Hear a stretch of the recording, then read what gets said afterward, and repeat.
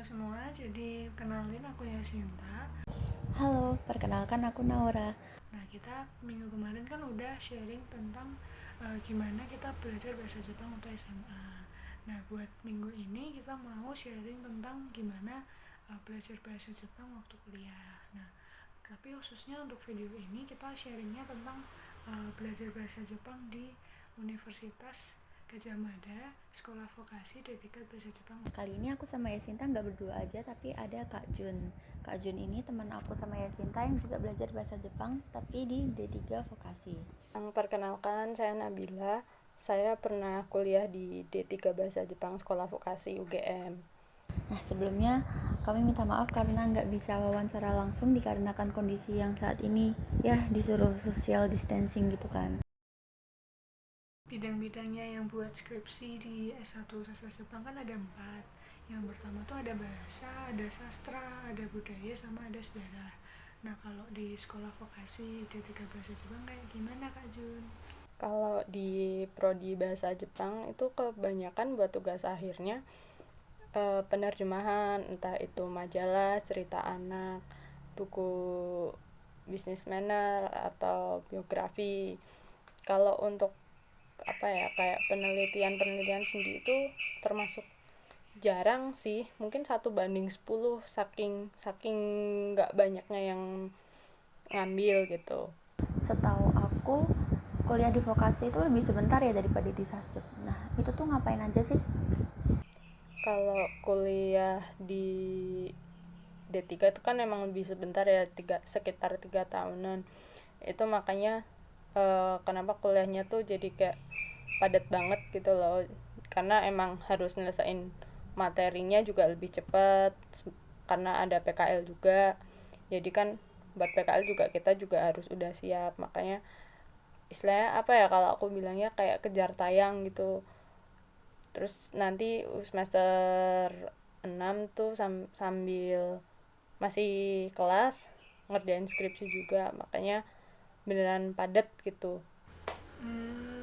Terus kan kalau di sekolah vokasi kan D3 itu kan sekolahnya 3 tahun. Nah, 3 tahun kan cepet banget pasti ya. Pasti materinya ngebut atau kayak gimana ya?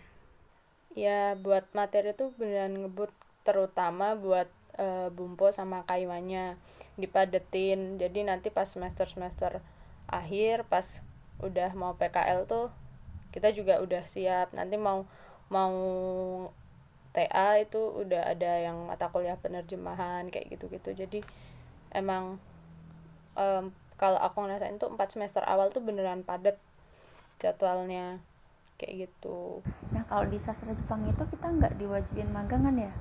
Nah, aku pernah dengar dari kakak tingkat aku yang kuliah di vokasi bahasa Jepang. Dia itu lagi magang bilangnya. Nah, apakah magang itu wajib?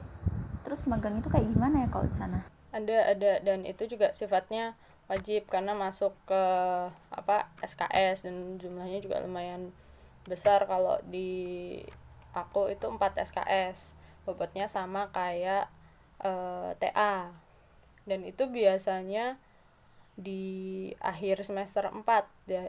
Jadi waktu liburan tuh ambil PKL ya, kalau kita bilangnya lebih ke PKL. Tapi di prodi lain juga ada yang akhir semester 5 ya, sekitaran situlah biasanya PKL.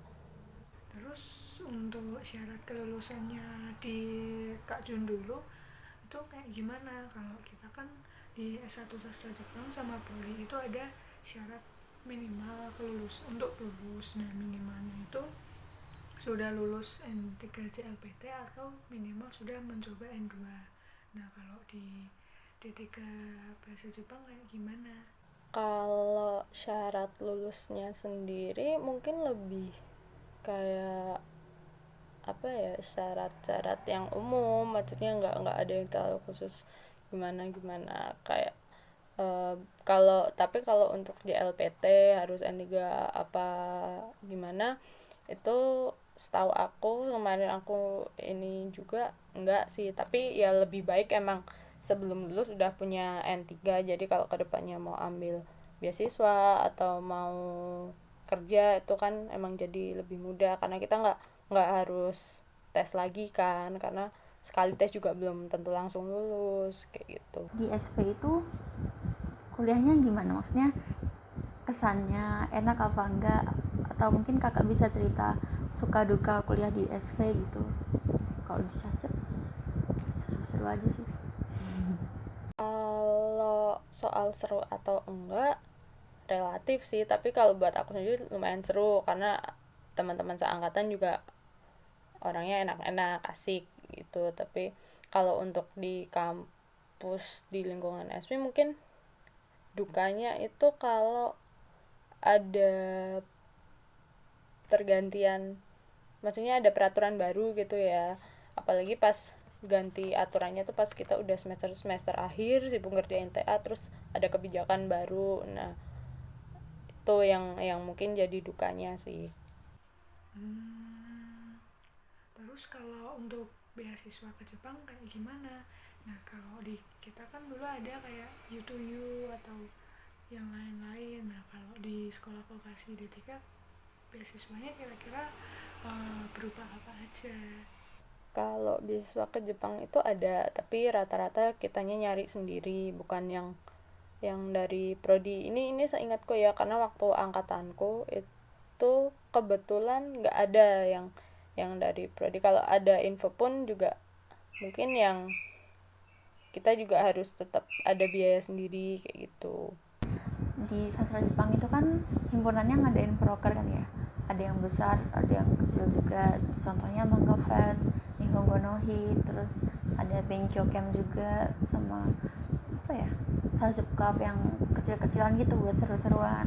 Nah kalau di vokasi itu ada nggak ya, himpunannya ngapain aja, mungkin ada proker yang bisa diceritakan? Kalau kegiatan himpunan mahasiswanya sih mungkin kalau yang kegiatan resmi itu ya jelas kan open recruitment tiap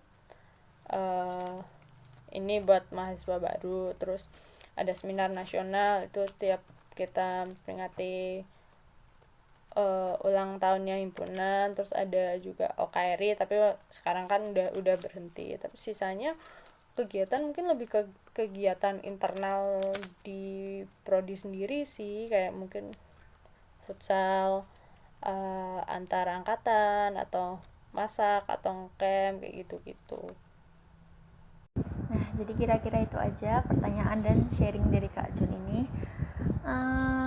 Terima kasih banyak teruntuk Kak Jun, kan berkat Kak Jun kami bisa menyelesaikan tugas ini. Harusnya kita bagi-bagi nilai ya ini, cuman Kak Jun udah lulus, saya sendiri lulus cepat. Dan mohon maaf juga kalau di video kali ini terlalu banyak kekurangannya ya, karena apa adanya banget kan ya. Pokoknya terima kasih dan sampai jumpa di tugas selanjutnya. Semoga nggak ada sih.